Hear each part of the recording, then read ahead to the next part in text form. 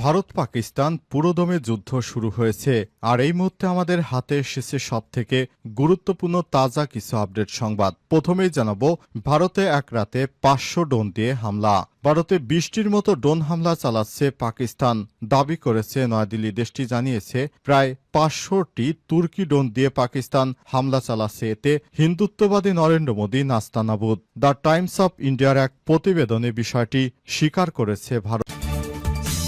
এরপর জানাবো, পাকিস্তান যেসব সমরাস্ত্র ব্যবহার করছে ভারতের বিরুদ্ধে, পাকিস্তান কিভাবে ভারতকে নাস্তানাবুদ করছে আর কি কি অস্ত্র ব্যবহার করছে এ বিষয়ে আমাদের হাতে এসেছে একটি গুরুত্বপূর্ণ সংবাদ। এ বিষয়ে সংবাদটি জানাবো, সঙ্গেই থাকুন। এদিকে বিপাকে ভারত পাকিস্তানের পক্ষে কাজ করছে তুরস্ক, আজারবাইজান, চীন। পাকিস্তান থেকে মুহুর্মুহুর হামলার দাবি করে আসছে ভারত। দেশটির দাবি, এক রাতে ৫০০ ড্রোন দিয়ে হামলা চালিয়েছে পাকিস্তান। হামলায় দেশটির ভারতের অনেক গুরুত্বপূর্ণ স্থাপনায় আঘাত হেনেছে। হামলায় দেশটিকে সহযোগিতা করছে সরাসরি তুরস্ক এবং পাকিস্তান এবং চীনের একটি বিশেষজ্ঞ টিম এই যুদ্ধ পরিচালনা করছে। এবারে জানাবো, ২ দিনে ভারতীয় শেয়ার বাজারে ধস নেমেছে, কমেছে $৯৩ বিলিয়ন শেয়ার বাজার। পাকিস্তানের সঙ্গে সামরিক সংঘাতে বিনিয়োগকারীদের মধ্যে উত্তেজনা দেখা দিয়েছে। তারা এখন ভারত ছেড়ে চলে যাচ্ছে। টানা দ্বিতীয় দিনের জন্য ভারতীয় শেয়ার বাজারের দাম কমেছে, ধস নেমেছে বাজারে। এর ফলে দেশটির বাজার মূল্য প্রায় $৮৩ বিলিয়ন কমে গেছে। এবং সর্বশেষ জানাবো, জনতার কাতারে নেমে এসেছে আলেমরাও। শাহবাগে চলমান আওয়ামী লীগ নিষিদ্ধকরণ আন্দোলনে জনতার সঙ্গে স্বতঃস্ফূর্ত অংশগ্রহণ করছে আলেমরাও। আজ বিকেল থেকে রাজধানীর বিভিন্ন জায়গা থেকে মিছিল নিয়ে শাহবাগে আসেন আলেম এবং বিভিন্ন মাদ্রাসা শিক্ষার্থীরা। প্রিয় দর্শক, এতক্ষণ শুনছিলেন সংবাদ শিরোনাম, এবারে বিস্তারিত। তবে তার আগে বন্ধুরা, অনুরোধ থাকবে এই সংবাদটিতে একটি লাইক দিন। এই চ্যানেলে আপনি নতুন হয়ে থাকলে আমাদের সংবাদটি দেখতে দেখতে চ্যানেলটি সাবস্ক্রাইব করে রাখুন। কমেন্ট করে বন্ধুরা আপনার মূল্যবান মতামত জানিয়ে দিন। আপনি বিশ্বের কোন দেশ থেকে বা বাংলাদেশের কোন স্থান থেকে আমাদের সংবাদটি দেখছেন এবং শুনছেন। আর বন্ধুরা, ভারত পাকিস্তান যুদ্ধে আপনি কোন দেশকে সমর্থন করেন কমেন্ট করে জানিয়ে দিন। এবারে বিস্তারিত। ভারতে এক রাতে ৫০০ ড্রোন হামলা পাকিস্তানের। ভারতে ২০টির মতো ড্রোন হামলা করছে পাকিস্তান, দাবি করেছে নয়াদিল্লি। দেশটি জানিয়েছে গত রাতে প্রায় ৫০০টি ড্রোন দিয়ে হামলা চালিয়েছে পাকিস্তান। আজ ভারতের সংবাদ মাধ্যম দ্য টাইমস অফ ইন্ডিয়ার এক প্রতিবেদনে এই তথ্য জানানো হয়েছে। ভারতীয় প্রতিরক্ষা সূত্র জানিয়েছে পাকিস্তান সেনাবাহিনী গত রাতে ভারতের বিভিন্ন অবস্থানের দিকে প্রায় ৫০০টির বেশি ড্রোন প্রেরণ করেছে। লাদাখের সিয়াচেন বেস ক্যাম্প থেকে গুজরাটের কচ্ছ পর্যন্ত অন্তত ২৪টি স্থানে এই ড্রোন দেখা গেছে। সূত্র জানিয়েছে এই ড্রোনগুলোর মধ্যে প্রায় ৫০টি ভারতীয় আকাশ প্রতিরক্ষা বন্দুকের সাহায্যে ধ্বংস করা হয়েছে। প্রায় ২০টি সফট কিল পদ্ধতিতে নামানো হয়েছে। তবে অধিকাংশ ড্রোনই অস্ত্রবিহীন ছিল এবং সেগুলোর সঙ্গে ক্যামেরা সংযুক্ত ছিল, যা সম্ভবত তাদের স্থল স্টেশনের ফুটেজ প্রেরণ করছিল। প্রতিবেদনের দাবি করা হয়েছে ভারতীয় আকাশ প্রতিরক্ষা ব্যবস্থা প্রায় সব ড্রোনই ধ্বংস করতে সক্ষম হয়েছে, যা ক্ষয়ক্ষতি এড়াতে সাহায্য করেছে। প্রতিরক্ষা বিশ্লেষকরা মনে করছেন এই ড্রোনগুলোর মাধ্যমে পাকিস্তান গোয়েন্দা তথ্য সংগ্রহের চেষ্টা করছিল।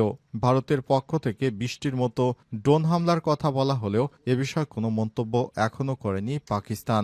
এমনকি দেশটির পক্ষ থেকে এ বিষয়ে তাৎক্ষণিক কোনো প্রতিক্রিয়াও জানানো হয়নি। এর আগে মঙ্গলবার রাত ১:৩০টার দিকে ভারতে অপারেশন সিঁদুর এর আওতায় পাকিস্তান অধিকৃত কাশ্মীরে অন্তত ৯টি শহরে একযোগে হামলা চালায় ভারত দাবি করে জম্মু ও কাশ্মীরের পহেলগামে সন্ত্রাসী হামলার প্রতিশোধ হিসেবে তারা এই অভিযান চালিয়েছে। এরপর বৃহস্পতিবার সারাদিন জুড়ে পাকিস্তানের অভ্যন্তরে আরও বহু ড্রোন হামলা চালায় ভারত। তবে অত্যন্ত দুঃখের বিষয় যে ভারতের সমস্ত ড্রোনগুলো ভূপাতিত করে ফেলেছে পাকিস্তান। এছাড়াও পাকিস্তান সেদিন রাতে ভারতের ৫টি যুদ্ধ বিমান বিধ্বস্ত করেছে। এতে নরেন্দ্র মোদীর প্রথম দিনেই অন্তত $১ বিলিয়ন জলে গেল। পাকিস্তান যেসব সমরাস্ত্র ব্যবহার করছে ভারতের বিরুদ্ধে। কাশ্মীরের পেহেলগামে পর্যটকদের উপর বন্দুক হামলাকে কেন্দ্র করে নতুন করে উত্তেজনার আগুন জ্বলছে ভারত পাকিস্তান সীমান্তে। হামলার পর ভারতীয় সেনাবাহিনী পাকিস্তানে চালায় অপারেশন সিঁদুর। জবাবে পাকিস্তানও পাল্টা সামরিক প্রতিক্রিয়া জানিয়েছে। এই প্রতিক্রিয়ায় পাকিস্তান যেসব সমরাস্ত্র ব্যবহার করেছে সেগুলো বেশিরভাগই এনেছে চীনের কাছ থেকে। আজ ভারতের সংবাদ মাধ্যম ফার্স্ট পোস্টে প্রকাশিত এক প্রতিবেদনে পাকিস্তানের ব্যবহৃত এসব অস্ত্রের বিস্তারিত তথ্য তুলে ধরা হয়েছে।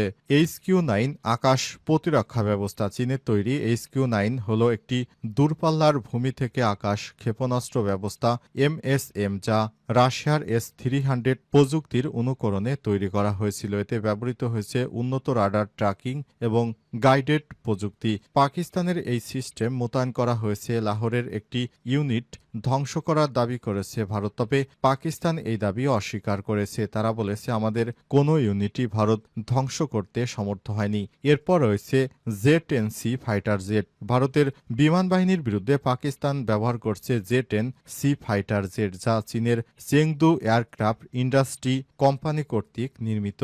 এক ইঞ্জিন বিশিষ্ট এই যুদ্ধ বিমানটি বহু ভূমিকা পালন করছে। এটি একই সঙ্গে 6টি অর্থাৎ 500 কেজি ওজনের লোহার গাইডেড বোমা, সাধারণ বোমা কিংবা 900 মিলিমিটার রকেট বহন করতে পারে। এছাড়াও এতে রয়েছে একটি 23 মিলিমিটার ব্যারেলযুক্ত কামান। পাকিস্তান চীনের বাইরে একমাত্র দেশ যারা এই জেট ব্যবহার করে থাকে। PL-15 ক্ষেপণাস্ত্র। J-10C ফাইটার জেট থেকে উৎক্ষেপণের জন্য পাকিস্তান ব্যবহার করে চীনের তৈরি PL-15 ক্ষেপণাস্ত্র। এটি একটি দূরপাল্লার ক্ষেপণাস্ত্র, দৃষ্টিসীমার বাইরে আঘাত হানতে সক্ষম আকাশ থেকে আকাশ ক্ষেপণাস্ত্র ব্যবস্থা। এতে রয়েছে dual puddles, solid propellant rocket এবং অ্যাক্টিভিট ইলেকট্রিক্যাল অ্যান্ড রাডার। এর পাল্লা 200 থেকে 300 কিলোমিটার এবং এটি শব্দের চেয়ে প্রায় 5 গুণ গতিতে চলাচল করতে পারে। এরপর রয়েছে SH-15 আর্টিলারি। বিপাকে ভারত, পাকিস্তানের পক্ষে কাজ করছে তুরস্ক।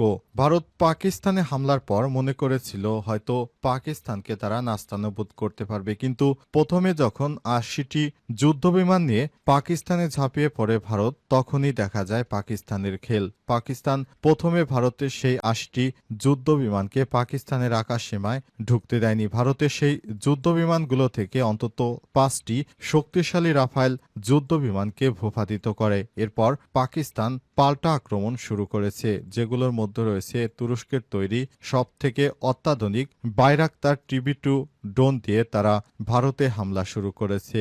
এই বাইরাক্তার TB2 ড্রোন হচ্ছে এমন শক্তিশালী ড্রোন যে ড্রোন আজারবাইজান তাদের যুদ্ধে ব্যবহার করেছিল আর্মেনিয়ার বিরুদ্ধে। সেই ড্রোন হামলার কারণে আর্মেনিয়া আজারবাইজানের কাছে পরাজিত হয়েছিল। তুরস্ক সরাসরি কার্গো বিমান ভর্তি করে সেসব ড্রোন পাকিস্তানে পাঠাচ্ছে। এছাড়াও তুরস্কের একটি বিশেষজ্ঞ দল ও চীনের একটি বিশেষজ্ঞ দল বর্তমানে পাকিস্তানে অবস্থান করছে। তারাই মূলত যুদ্ধ পরিচালনা করছে পাকিস্তানের হয়ে। আর এ কারণে প্রথমে ভারত মনে করেছিল যে আমরা পাকিস্তানকে বড় ধরনের হামলা করব, কিন্তু সরাসরি তাদের সেই গর্বের রাফায়েল যুদ্ধ বিমানকে ভূপাতিত করে পাকিস্তান। সেই রাফায়েল যুদ্ধ বিমান ভূপাতিত করার পর থেকেই একরকম নাস্তানাবুদ হয়ে পড়েছে নরেন্দ্র মোদীর বাহিনী। তারা কোনোভাবেই এখন পাকিস্তানের সাথে কুলকিনারা পাচ্ছে না।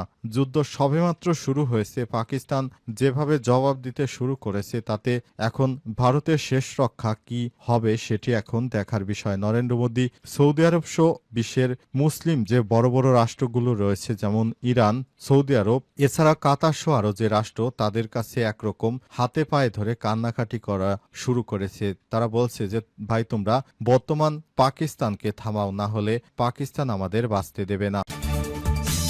জনতার কাতারে নেমে এসেছেন আলেমরাও। শাহবাগের চলমান আওয়ামী লীগ নিষিদ্ধ আন্দোলনে জনতার সঙ্গে স্বতঃস্ফূর্ত অংশগ্রহণ করেছে আলেমরাও। শুক্রবার 9 মে বিকাল থেকে রাজধানীর বিভিন্ন জায়গায় এই সমাবেশ শুরু হয়েছে। তারা বর্তমান চাইছে যে আওয়ামী লীগকে নিষিদ্ধ করা হোক, কারণ আওয়ামী লীগকে কোনোভাবেই আর বাংলাদেশের রাজনীতিতে সক্রিয় হতে দেবে না। শুধুমাত্র বিএনপি ছাড়া বাকি সমস্ত রাজনৈতিক দলগুলো এখন বর্তমানে অবস্থান করছে। তারা জানিয়েছে আওয়ামী লীগকে নিষিদ্ধ না করা পর্যন্ত তারা রাজপথ ছাড়বে না। সেখানে রয়েছে এনসিপি, জামাত ইসলাম সহ বিভিন্ন রাজনৈতিক দল। তারা একত্রে সেখানে অবস্থান করছে। তারা জানিয়েছে, আমরা আওয়ামী লীগকে যতক্ষণ পর্যন্ত এই অন্তর্বর্তীকালীন সরকার নিষিদ্ধ না করবে ততক্ষণ পর্যন্ত রাজপথ ছাড়ব না। সেখানে আলেম সহ বিভিন্ন শ্রেণী পেশার মানুষেরা অবস্থান করছে। তবে অন্তর্বর্তীকালীন সরকারের কাছ থেকে একটি বিবৃতির মাধ্যমে জানানো হয়েছে যে তারা সমস্ত রাজনৈতিক দলের সঙ্গে আলাপ আলোচনার মাধ্যমে জানাবে যে আওয়ামী লীগকে নিষিদ্ধ করবে কি করবে না বিষয়টি। তাই এখনো চলমান একটি আলোচনার পর্যায়ে রয়েছে আপাতত। তাই সাধারণ জনতা এখন আওয়ামী লীগকে নিষিদ্ধ করার ব্যাপারে তারা শাহবাগেই অবস্থান করছে। তারা প্রধান উপদেষ্টার বাসভবনের সামনে থেকে সরে এসেছে। রাতে সেখানে অনেক মানুষ দলে দলে মিছিল নিয়ে অবস্থান করছে। সেখানে জনসমুদ্রে পরিণত হয়েছে। বিশেষ করে অন্তর্বর্তীকালীন সরকারের উপদেষ্টারা এ বিষয়ে এখন